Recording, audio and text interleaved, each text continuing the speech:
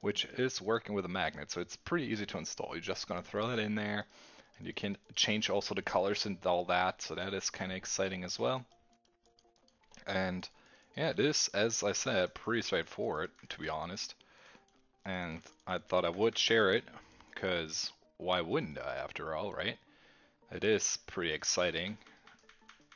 And yeah, I guess if you're looking for a cheaper alternative to the big ones, this might be it. I mean, it is working. Um, and if you don't have an addressable motherboard, it will still work as long as you got some energy source that you can connect to it.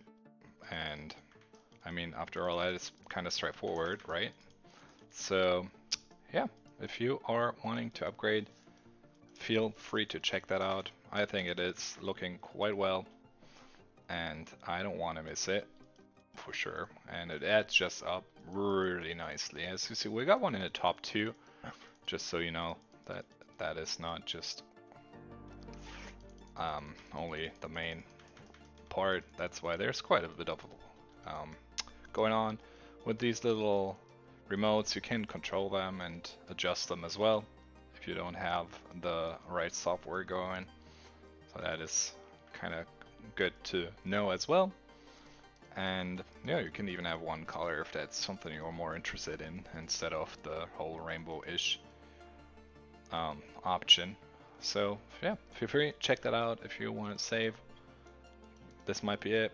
I think, as I said, looks pretty good, pretty solid, and I'm fairly satisfied.